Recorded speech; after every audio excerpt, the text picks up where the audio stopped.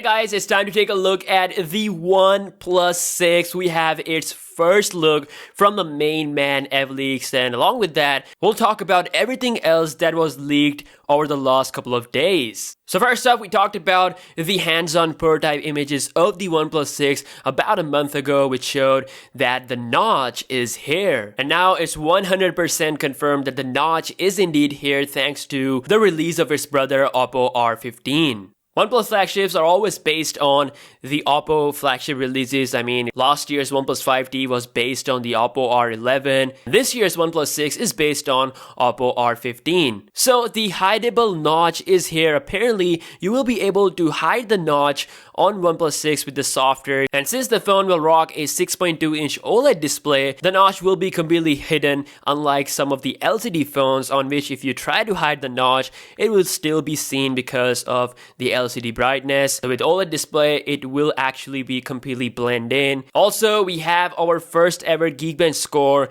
and it's around the same as the Galaxy S9. I mean, some sites are making articles like it beats the Galaxy S9, but the Exynos model actually scores higher, and it's not even an argument. Like, we know they have the same chip, Snapdragon 845, so performance is expected to be similar. Now let's talk about the main highlight of the leak, which is the first ever high resolution HD first look from yours truly, Evleaks. Previous hands-on was kind of sketchy. I mean, personally, I thought it could be a prototype because OnePlus does have multiple prototypes and the final actual model comes to be slightly different, but this is really it. We still have the fingerprint scanner on the back right below those cameras, so no in-display fingerprint scanner despite all the previous rumors and reports. And as you can see, the camera has gone vertical. That's a nice look. They're moving forward. A lot of flagships have vertical cameras these days.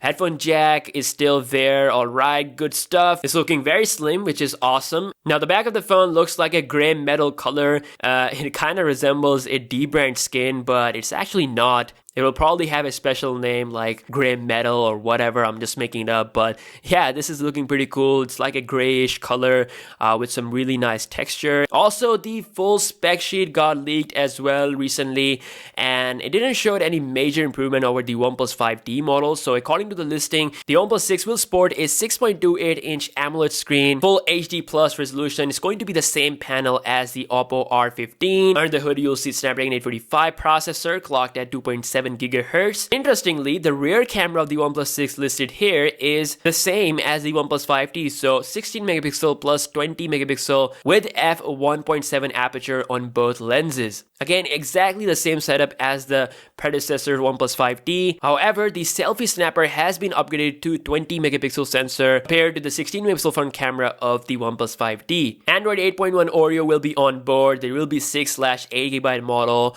and along with that, you have a big 3450 mAh battery. Now the pricing for 256 GB model is leaked to be $749, and if that's true, then you can expect the 128 GB model of the OnePlus 6 somewhere around $649 or $600. OnePlus 6 is expected to be slightly expensive than the last year's model, but from the look of the spec sheet, it won't be a huge change. Again, this company has made so many great phones over the years, and basically the concept of OnePlus phone is that it has to bring all the flagship bells and whistles at a cheap price. So that's what this phone will deliver. So I'm looking forward to this. Let me know what you think about the OnePlus 6 with this awesome new grayish metal look, fingerprint scanner on the back, and still having the headphone jack. So let me know your thoughts, and I will see you guys in the next one. Peace out.